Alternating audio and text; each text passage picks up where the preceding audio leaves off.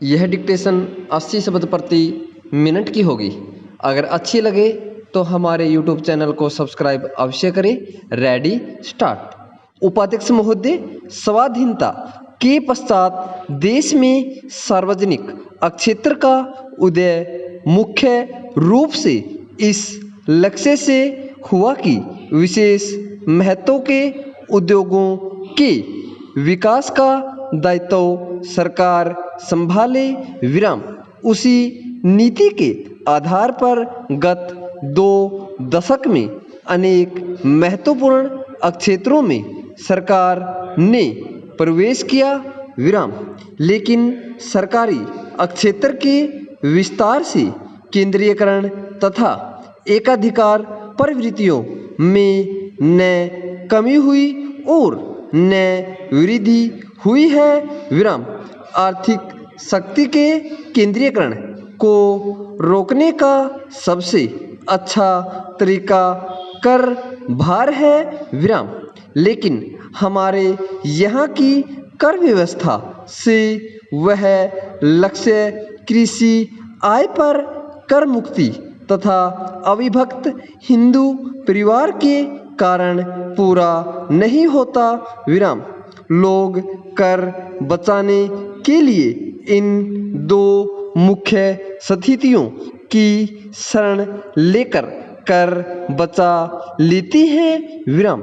इस संदर्भ में एक बात और भी ध्यान में रखी जानी चाहिए कि आय में जो असमानताएं हैं उसे केवल ऊपर वालों की गर्दन काटने से ही समाप्त नहीं होगी। विराम। असमानता मिटाने के लिए हमें उत्पादन बढ़ाना होगा ताकि आम आदमी का जीवन स्तर ऊंचा हो सके। विराम।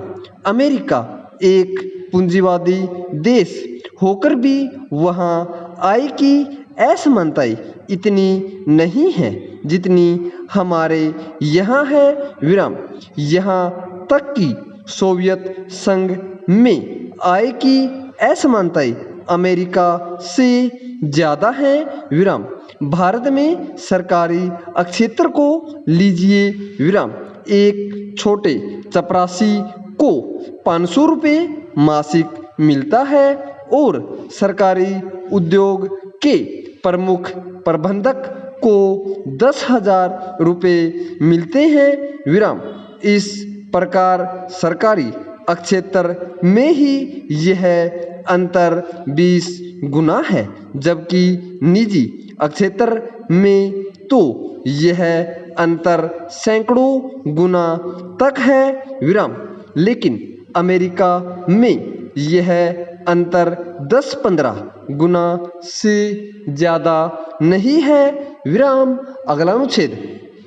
सरकारी क्षेत्र के विस्तार ने निश्चित रूप से आर्थिक शक्ति के केंद्रीयकरण और एकाधिकारी की प्रवृत्तियों के विरुद्ध एक विकल्प प्रस्तुत किया है। विराम। लेकिन यह विकल्प इतना शक्तिशाली नहीं बन पाया है कि केंद्रीयकरण और एकाधिकारी की प्रवृत्तियों को समाप्त कर दे। विराम। राष्ट्र के 3500 करोड़ रुपए के विनियोग सरकारी क्षेत्र में करके भी हम उस विनियोग से इतना लाभ एवं परिणाम नहीं प्राप्त कर सके हैं जितने हमें प्राप्त करने चाहिए। विराम।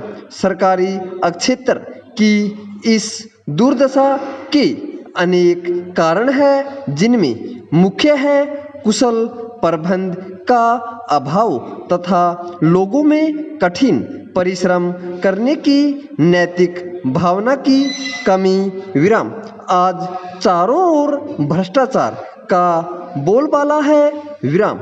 छोटे से कर्मचारी से लेकर बड़े बड़े अफसरों तक में यह भ्रष्टाचार फैला हुआ है। विराम।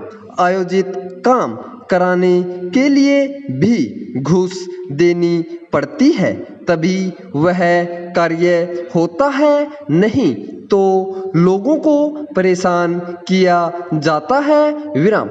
लोग अपनी इच्छा से घूस नहीं देते, बल्कि ऐसा करने पर उन्हें मजबूर किया जाता है। विराम।